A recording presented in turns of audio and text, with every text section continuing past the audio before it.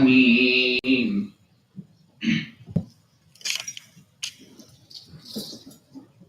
حميم والكتاب المبين.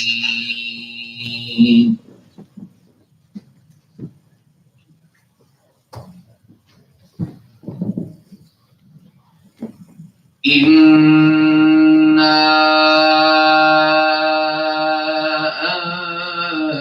أنزلناه في ليلة مباركة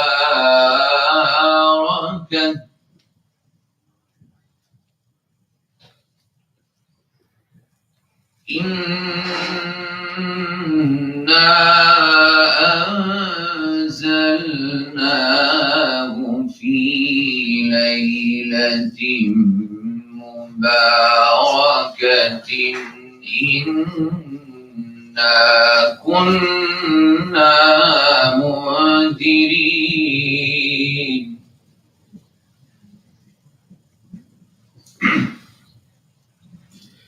فيها يفرق كل أمر حكيم أمرا من عندنا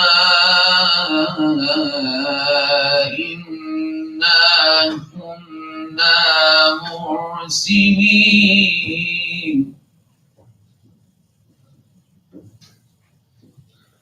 رحمة من ربك إنه هو السميع العليم.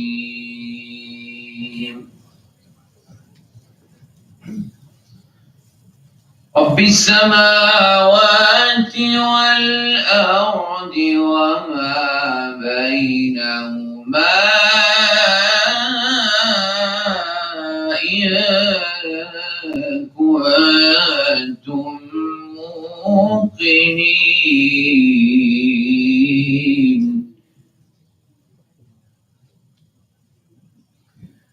لا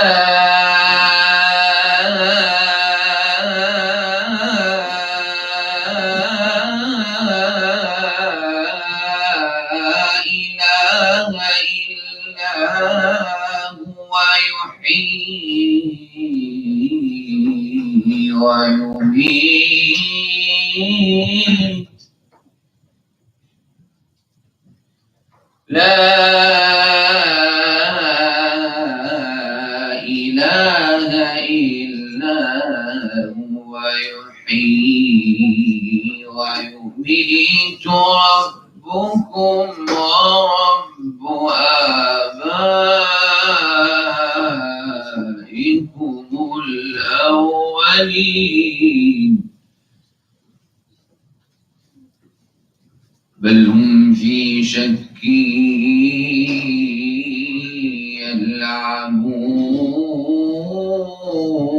يلعبون. فارتقب يوم تأتي السماء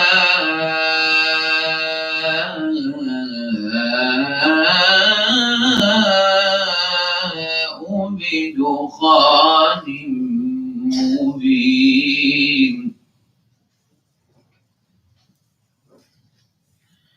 يغشى الناس هذا عذاب أليم.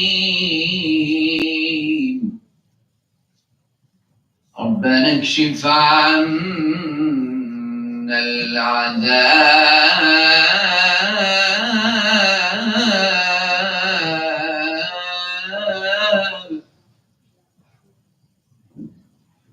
ربنا اكشف عنا العذاب إنا مؤمنون.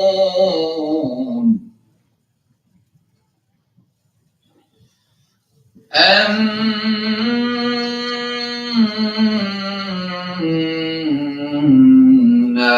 لهم الذكرى وقد جاءهم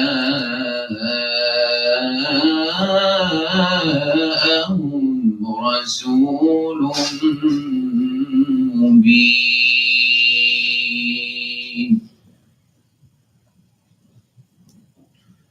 ثم تولوا عنه وقالوا معلم مجنون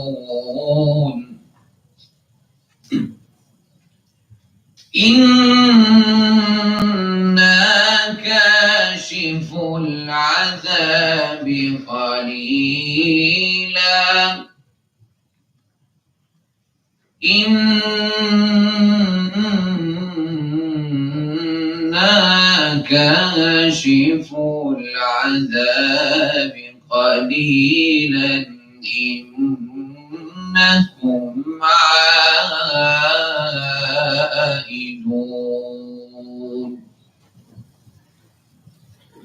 يوم نبطش البطشة الكبرى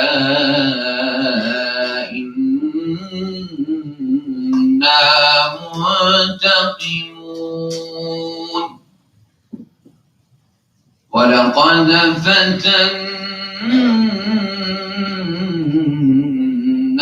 قبلهم قوم فرعون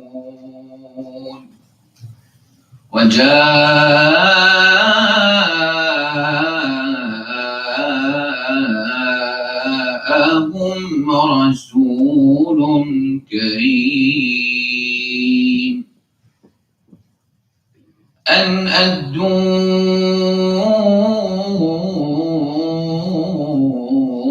إلي عباد الله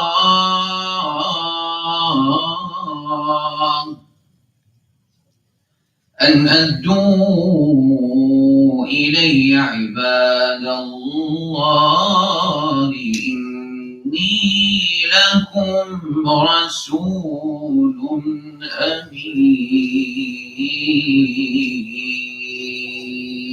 أمين صدق الله مولانا العلي العظيم.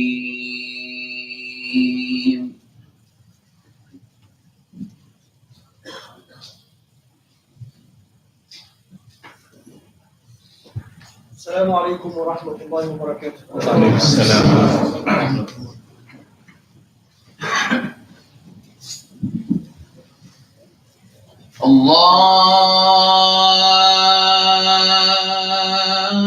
الله أكبر الله أكبر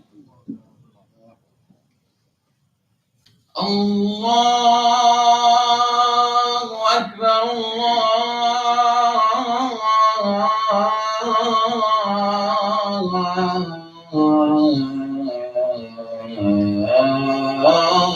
الله أكبر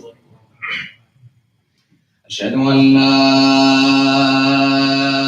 إله إلا الله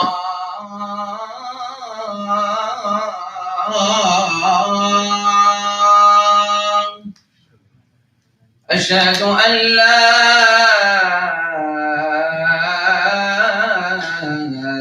إله إلا الله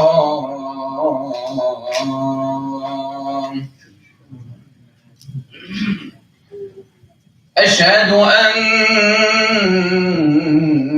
محمدًا رسول الله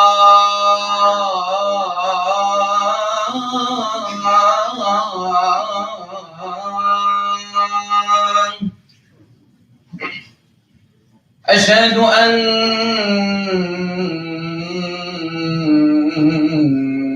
محمدًا رسول الله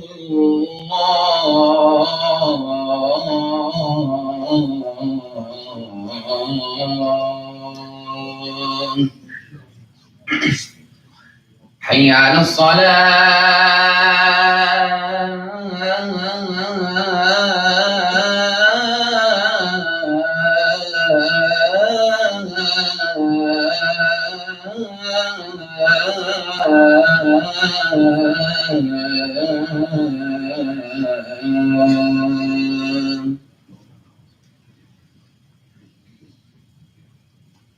حي على الفلاح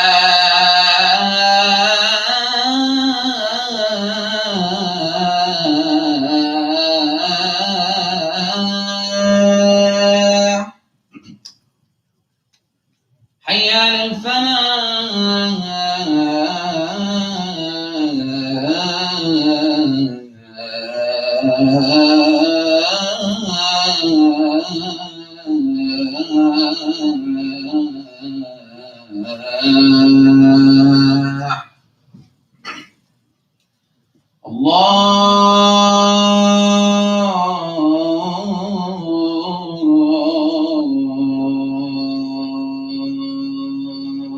الله أكبر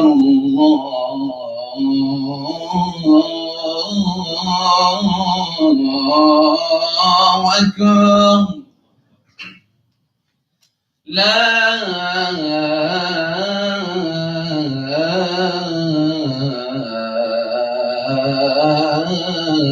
إله إلا الله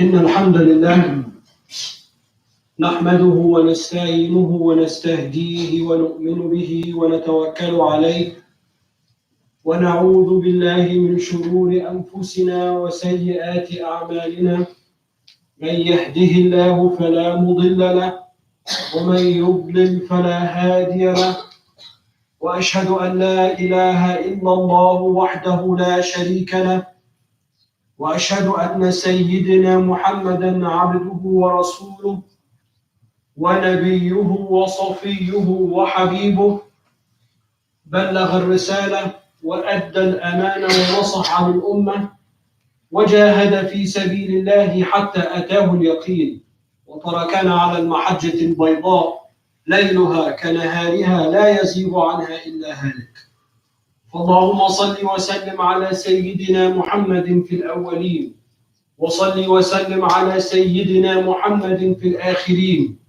وصل وسلم على سيدنا محمد في الملأ الأعلى إلى يوم الدين وصل وسلم على سيدنا محمد في كل وقت وحين وعلى آله الأطهار وعلى أصحابه الأخيار وعلى أتباعه الأبرار إلى يوم الدين يا أيها الذين آمنوا اتقوا الله حق تقاته ولا تموتن إلا وأنتم مسلمون يا أيها الناس اتقوا ربكم الذي خلقكم من نفس واحدة وخلق منها زوجها وبث منهما رجالا كثيرا ونساء واتقوا الله الذي تساءلون به والأرحام إن الله كان عليكم رقيبا يا أيها الذين آمنوا اتقوا الله وقولوا قولا سديدا يصلح لكم أعمالكم ويغفر لكم ذنوبكم ومن يطع الله ورسوله فقد فاز فوزا عظيما وبعد فإن أصدق الحديث كتاب الله وإن خير الهدي هدي سيدنا ومولانا رسول الله وإن شر الأمور لمحدثاتها وكل محدثة بدعة وكل بدعة ضلالة وكل ضلالة في النار. Last week we spoke about music, so I was thinking after that about bid'ah. So I thought that today we would talk about bid'ah. And before we talk about bid'ah, I want to say, first of all, what most people understand, if you don't hear anything else I say, what most people understand as bid'ah is itself bid'ah. It's wrong. But why? We have to walk together to get to the point. In the early generation, the time of the companions and the tabi'een and the tabi'een radiallahu anhum ajma'in, all of the people that built this ummah after the passing of the Prophet sallallahu alaihi wasallam, the question that they asked, the meta question that they asked is, what is religion? What does Islam equal? If somebody asks somebody what does Islam mean, or how do you answer that question? What is religion? And then the answer, of course, we know now, we take it for granted, but this had to be worked out, was what we find in the Quran and the Sunnah, and what we understand from the Quran and the Sunnah, using our intellect, using our reason, using the tools that we have agreed on, that we use to unlock the meaning of these verses and these hadith. So then the question after that is, how do I know what I have in my hands is the Quran and is the Sunnah? How can I verify that this is the Quran and the Sunnah? And from that time until this time, these are the two meta questions that each generation essentially asks itself. How do we establish authority in religion?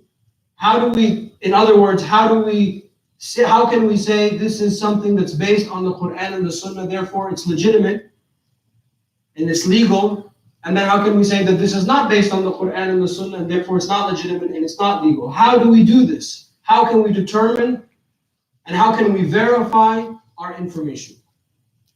Now, of course, and alhamdulillah, the Prophet ﷺ, he didn't leave us in the dark. And we don't have to, we say this as an academic exercise so we can think that this is what's happening in the background of our intellectual history. But the Prophet ﷺ, he didn't leave us in the dark. We have a lot of direction. So there's a very important hadith, and this hadith is the hadith that I want to discuss today that really explains what is bid'ah, or maybe let's not use this word, but let's say what it explains if something is accepted and not accepted. And then the Prophet ﷺ, this hadith is found in the 40 collection of Imam al-Nawawi. مَنْ أَحْدَثَ فِي أَمْرِنَا هَذَا مَا لَيْسَ مِنْهُ فَهُوَ رَدٌّ. Whoever invents something in this religion of ours, in this affair of ours, that is not from it, it is rejected. And that is the key hadith, and that is the key wording, that is not of it. So that's the answer. Something that is not acceptable is something that is not from this religion of ours. But this religion of ours, i.e. the Quran and the Sunnah, that's limited in the sense that there are 6,236 verses in one of the counting schemes the Khatib is calling. And then there is 6,000 verses in the other added numerical scheme of the Quran. I.e. those verses are fixed. There's not going to be new verses that we find, a new Quran, the Quran 2.0, a surah that was never, it's not going to happen. إِنَّا نَحْنُ نَزَّلْنَا ذِكْرَ وَإِنَّا لَهُ لَحَافِظُونَ. Allah says, I alone have revealed this Quran, and I alone am responsible for preserving it. And we have seen this throughout time. The hadith, there are about 60,000 hadith texts with the different chains of transmission, maybe 100 to 120,000 hadith. That's it. That's Quran and Sunnah. We can put them in front of us, we can count them, we can count the words, we can count the letters, we know how many Arabic words are used, how many Arabic roots are used for the Arabic words that make up the Arabic of the Quran and the Sunnah. It's about 4.5% of the entire Arabic language is the Arabic used in the Quran and in the Sunnah. If there are 80,000 roots in the Arabic language, about less than 5% of that is the Arabic that we find in the Quran and the Sunnah. So we have all these stats. Now those verses and those hadith, the majority of them do not speak about actions. They do not speak about haram and halal. They speak about moral conduct, how to behave, how to function, how to worship Allah subhanahu wa ta'ala, how to be with your friends, your spouse, your children, your neighbors, the community, etc. As a matter of fact, over 97% of the Quran and Sunnah is about that stuff. And less than 5% of the Quran and the Sunnah talk about haram and halal. So there we have it. That's what the religion is. In other words, if we want to ask the question, what does Islam say about this action? What does Islam say about that action? The actions mean the Sharia, mean those 5% of the Quran and the Sunnah. Now that 5%, they're not going to speak about everything specifically. Some of the things they speak about specifically, like marriage and divorce and inheritance, but most of those verses And most of those hadith are principles. Like the one we just mentioned. They are first principles.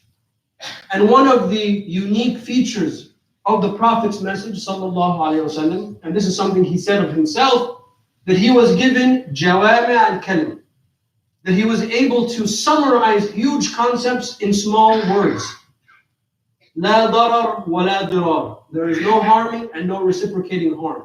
Not only is this a hadith, but this is one of the major principles in Islamic law, meaning that there can be no harm, causing harm, responding to harm in anything that we do in the name of Islam. So if somehow there was a situation in which me carrying out my Islam would cause harm to me, the Sharia would come and mitigate that. And then you say, what's your proof? Proof is la darar wa la dirar.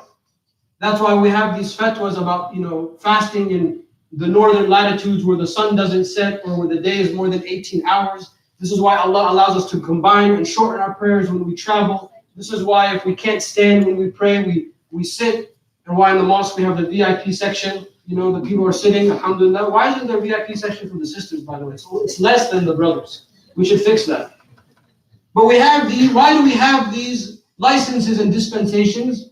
Because of this one hadith, la darar wa la dirar. That our practicing of Islam cannot cause me to kill myself. We even have something called the prayer of fear. That if you're fearful for your life, usually it's applied for battle, but if there's a situation, God forbid, that you find yourself in, that you are fearful that if you stand and pray, you will die, do not pray. Or pray with your eyes, or delay the prayer. Why? La darar wa la dirar. So all of these micro issues and micro actions fall under this one hadith, which is itself a principle. Al-yaqeen la yazulu bil-shak is another principle, that certainty is not violated by doubt. Because all of our actions in Islam must be based on certainty. When I stand to give the khutbah, I must be certain that the time for Jumu'ah has come in. When we stand to pray, we must be certain that this is the direction of Mecca. You must be certain that you have your wudu.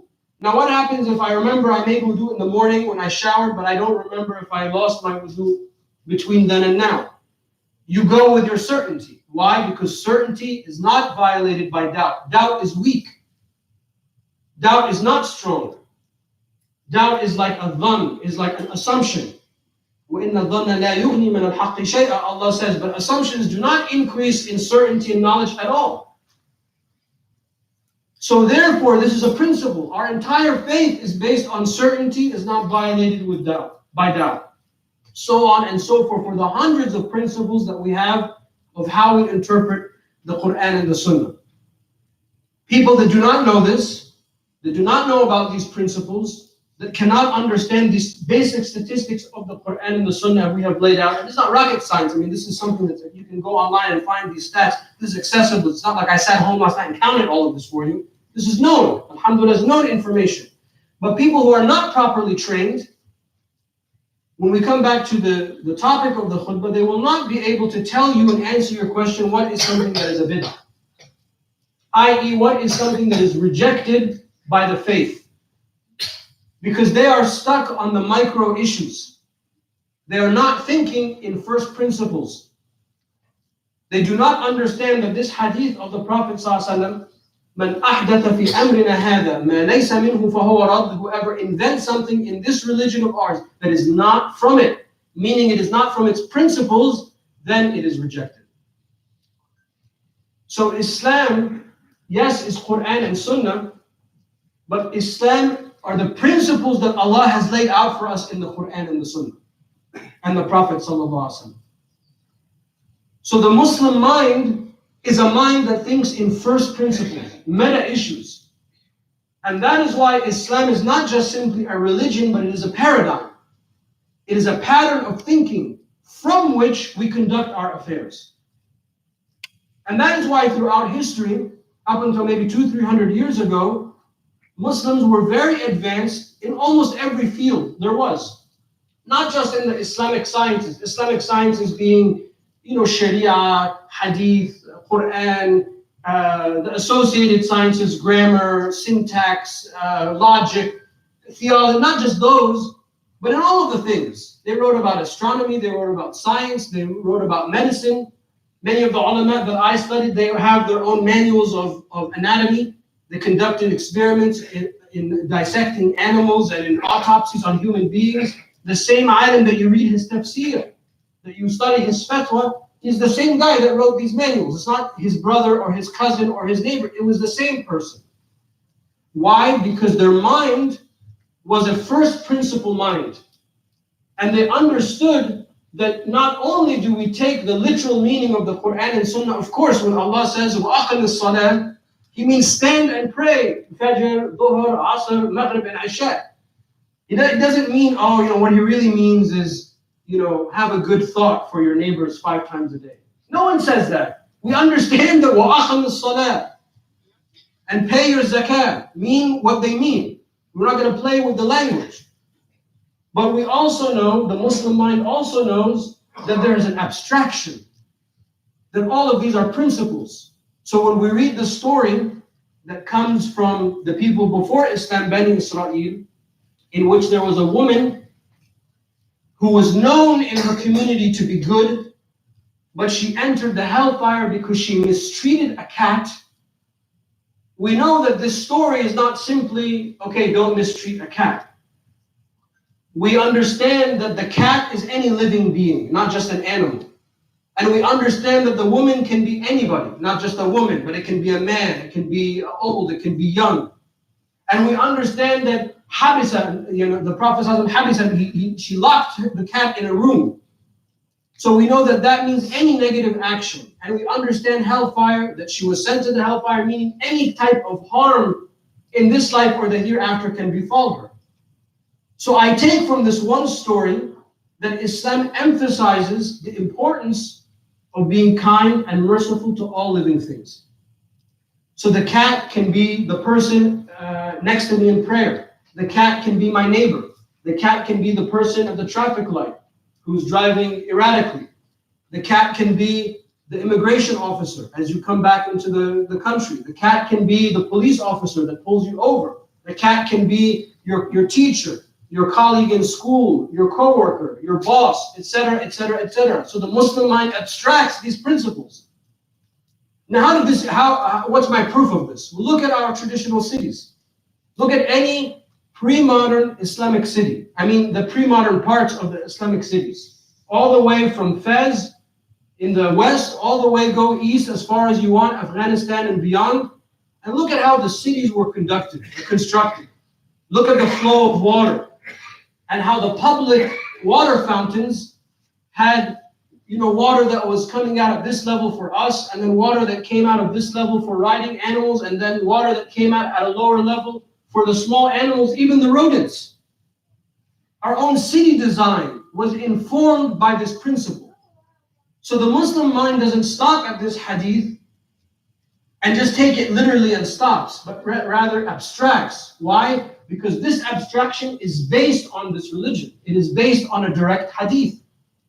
So when I come and I tell you it's sunnah that we sing in the mosque, it's sunnah that we praise the Prophet ﷺ in the mosque, what's my daleel, what's my proof, where am I getting this from? I'm abstracting from the nearly 300 Sahaba, men and women, that sang praises in the presence of the Prophet ﷺ. Well, how do I know that they did this in the mosque? Well, where else did they do it? What was the main public gathering place in Medina? Was it Costco? Or was it the mall? Or was it Starbucks? I mean, seriously, this is how ridiculous the modern Muslim mind has become. Of course it was in the mosque, because this is where the people came to see the Prophet ﷺ.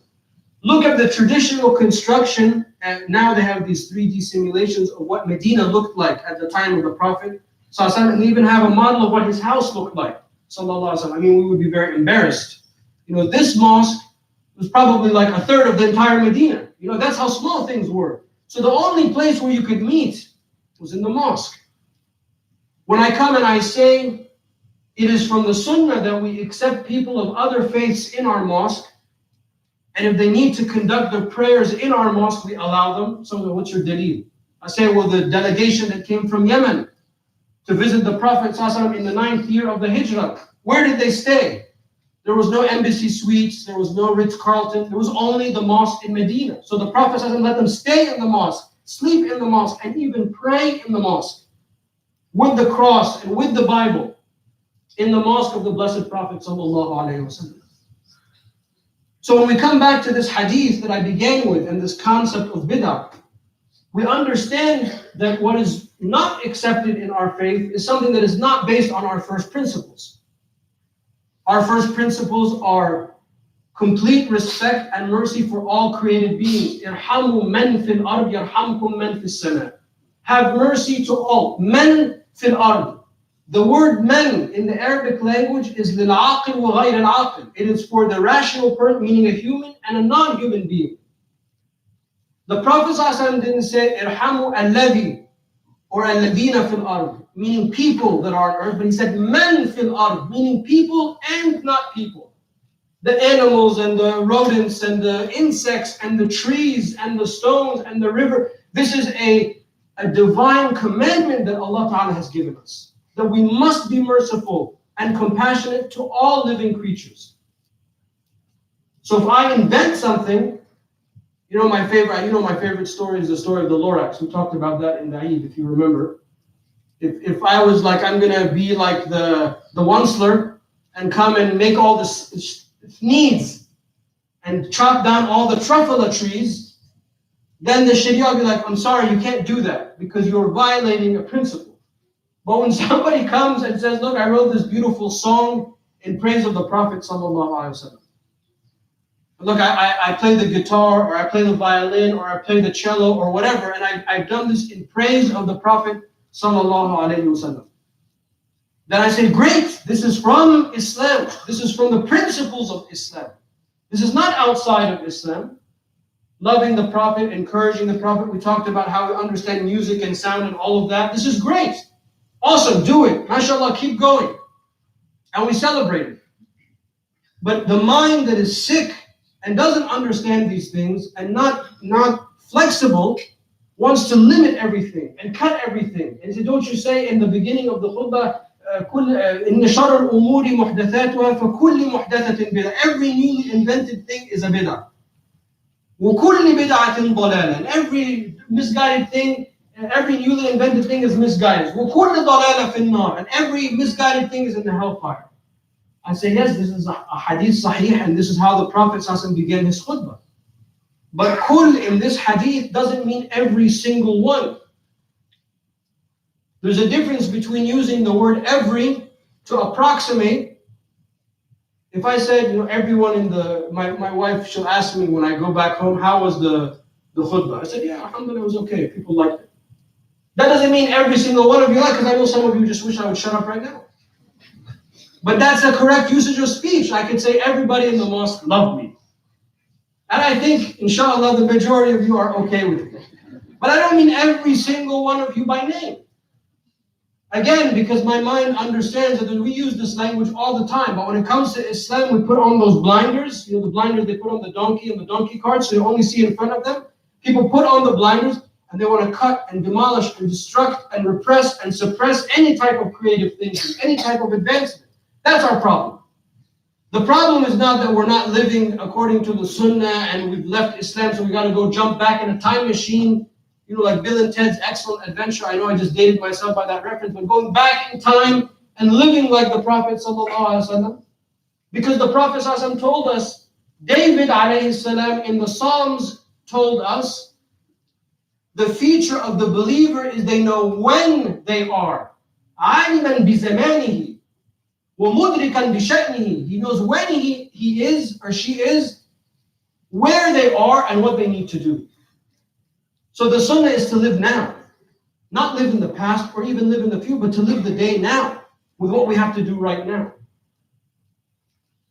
So the reason I wanted to talk about this, because I was thinking about it since the discussion on music, is that we have a bigger issue. It's a bigger issue than is this issue bid'ah, is this haram, is this... It's bigger than that. The idea is we need to revive our first principle thinking first, to understand what are our values in the first place, to unlock this creativity, the way that the people before us unlocked their creativity. and built and advanced. You know, the algorithm, I'm always blown away by this. The algorithm was invented by Al-Khawarizm to help with zakat distribution. I mean, that blows my mind. Look how useful that mathematical tool is. I mean, people in Silicon Valley are really happy that he did that, because that's how the code is run and how traders trade, hedge funds and all of that. But its original purpose was to help with the distribution of zakat, collection and distribution of zakat. So there's no problem with being creative and inventive and starting something and advancing. That's human civilization. That's culture. That's the power of language. That's the power of thought. That's the power of the arts. And for us, all we say is based on our paradigm, based on our values, our first principles. And then that's what's accepted and not rejected. أقول قولي هذا واستغفر الله لي ولكم فاستغفروه إنه هو الغفور الرحيم.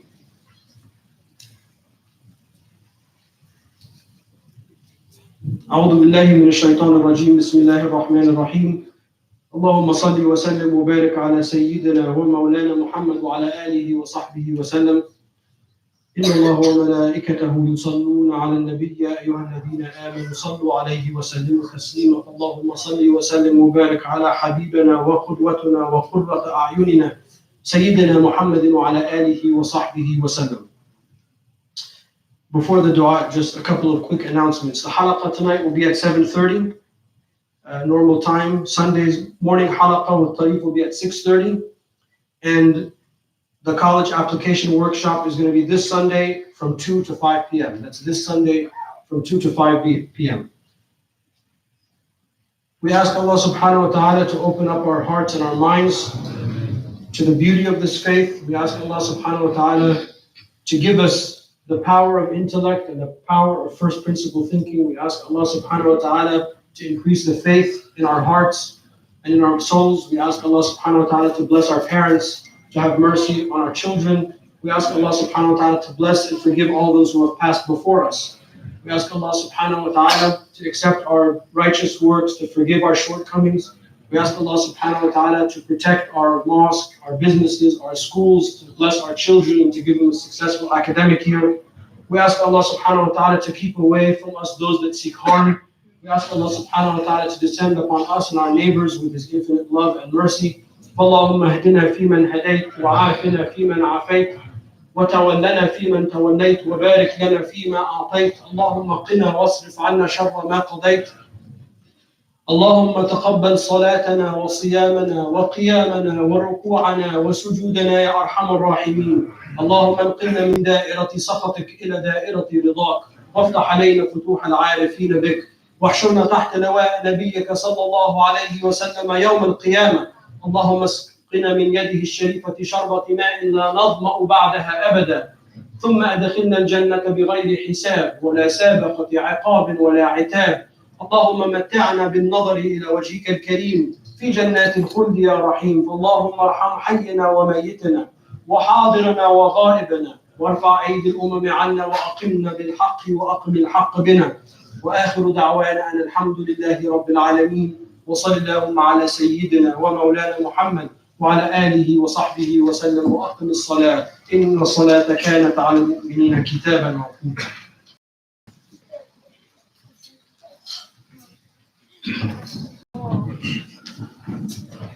الله أكبر الله أكبر. أشهد أن لا إله إلا الله. أشهد أن محمدا رسول الله. حي على الصلاة حي على الفلاح. قد قامت الصلاة قد قامت الصلاة. الله أكبر الله أكبر. لا إله إلا الله.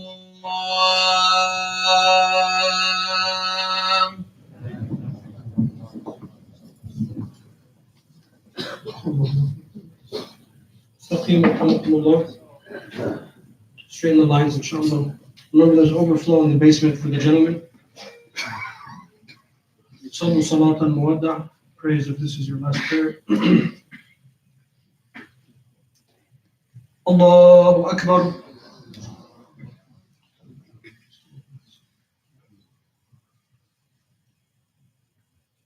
بسم الله الرحمن الرحيم. الحمد لله رب العالمين الرحمن الرحيم مالك يوم الدين إياك نعبد وإياك نستعين اهدنا الصراط المستقيم صراط الذين أنعمت عليهم غير المغضوب عليهم ولا الضالين.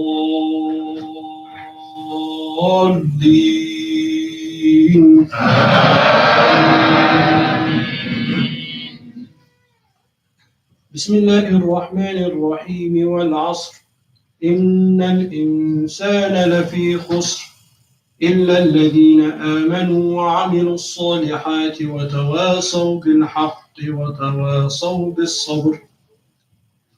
الله أكبر.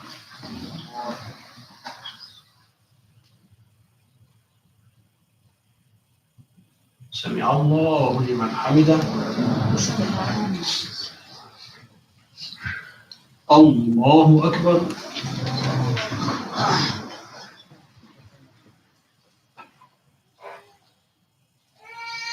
الله أكبر. الله أكبر.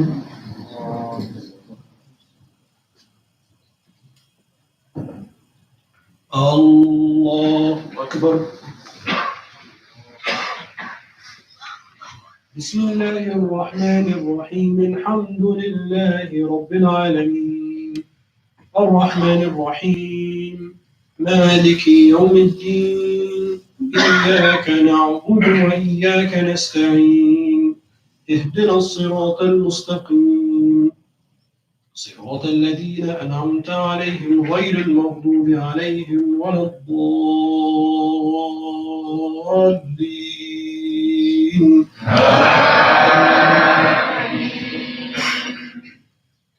بسم الله الرحمن الرحيم قل هو الله أحد الله الصمد لم يلد ولم يولد ولم يكن له كفوا أحد.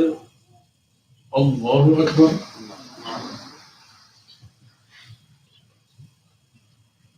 سمع الله لمن حمده.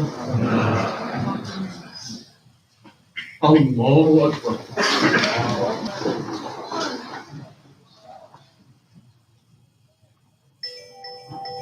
الله أكبر. الله أكبر.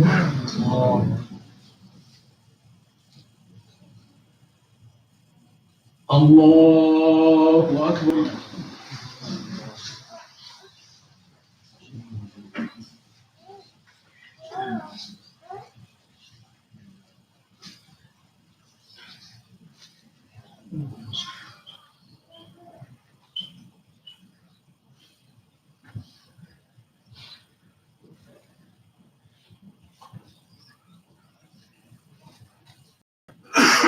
السلام عليكم ورحمة الله. السلام عليكم ورحمة الله.